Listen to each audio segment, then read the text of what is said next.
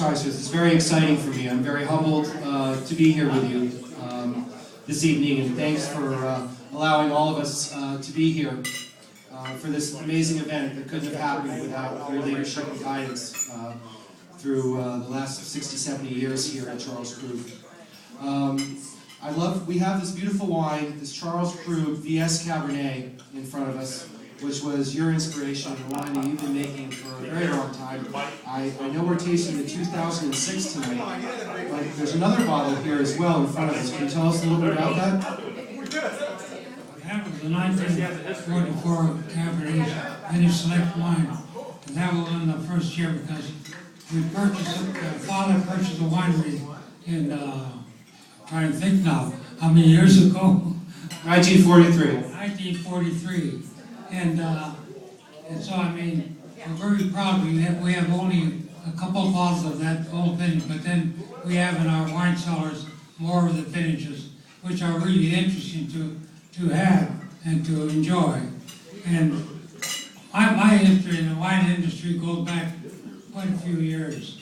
And I have to say, of the important things that I feel that I developed was back in 1937 was research on cold fermentation of the whites. And I did the research on that and came to the conclusion cold fermentation of the whites was the only way to go. And so we pursued that in spite of the added cost of increased cost of cold fermentation.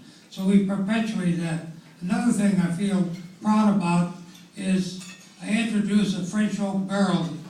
I'm trying to figure the date, 1946, and that was a big step forward in the production of the premium wines, because the oak today is a very, very important part. However, the industry has developed much further in these more recent years, the past 10, 15 years. In other words, regarding the soil, the climate, the harvesting, and all that became very, very intensive. The research on that became very intensive. As a matter of fact, today, the wines are made, they've changed in the past 10, 15 years, they've changed quite a bit. They've gone into the high alcohol wine. I say this, I've been against it.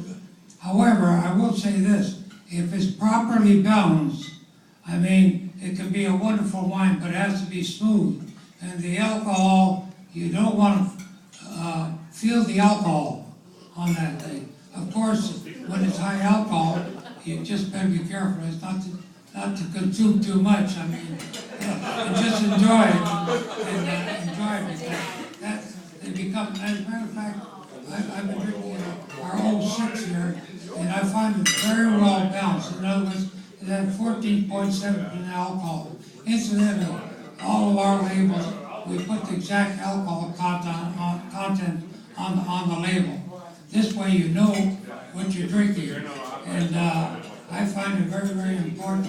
And I say, if the balance is good, and you don't get the alcohol flavor, and you get a smooth middle body, you need a full-bodied wine, but it has to be soft.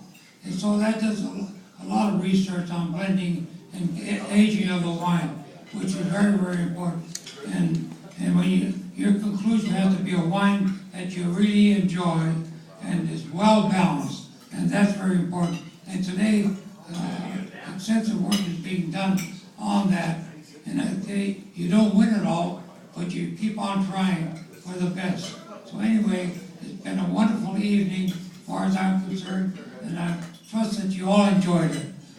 Bravo! Thank you so much.